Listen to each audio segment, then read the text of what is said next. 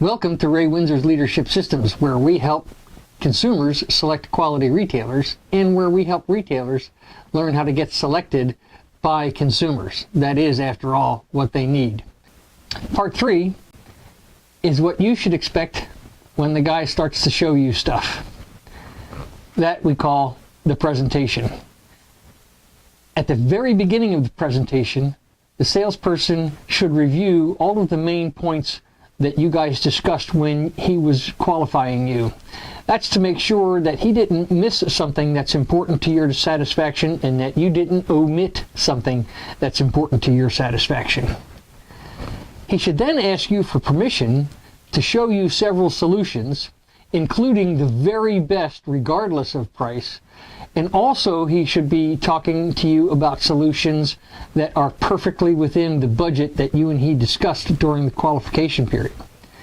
This, of course, is to make sure that you are as informed a consumer as possible, because when you're an informed consumer, you make the best choices for you, and that genuinely is the best value for a consumer. He should take you to the presentation area and hopefully to a working demonstration of what it is that you're going to want to talk about.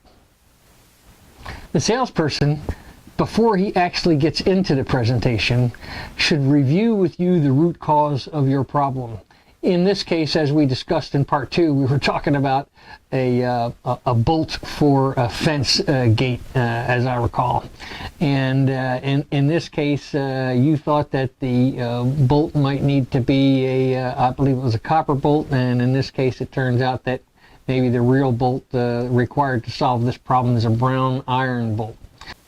In this presentation, he should inform you about the best practices for maintenance, the best way to install the bolt to solve this gate problem, and the best way to ensure that it lasts for a long time.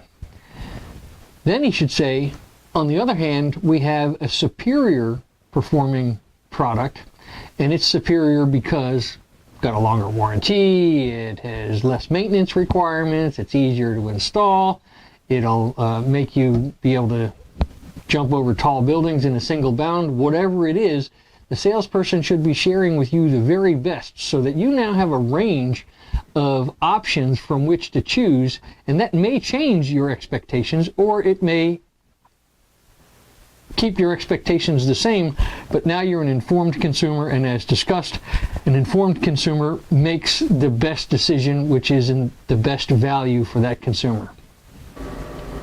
At the end of a thorough presentation, which means that your questions were all answered, any observations that you had were acknowledged, and appropriate solutions were presented to you, the sigh of relief salesperson will not ask you to buy at this point in time, because he has not yet determined if you have been satisfied with those solutions that he has presented. A pushy salesperson, he will ask for the sale immediately. He doesn't know what has been presented to you is appropriate or if it has satisfied your expectations. That's why we call him a pushy salesperson. At the end of a presentation, before trying to sell you a product, a sigh of relief salesperson will try and determine if what he has presented to you is satisfactory for you. And he'll do that with questions like, did any of that stuff we talked about get it done for you? Does that sound like what we talked about? Do you think that brown bolt will work for you? What he's trying to do at that point in time is to elicit from you a sense of, yeah, I'm satisfied with what you showed me, or no, gee whiz, that brown bolt's going to stick out like a sore thumb in my yellow fence, so we have to figure out a different solution. At which point in time, you and he sort of failed each other in the qualification department, because it should have been discovered that you had this yellow fence aesthetic expectation. A sigh of relief salesperson understands the sequencing of making sure that what he has shared with you meets your expectations and you are satisfied with it before he attempts to sell it to you.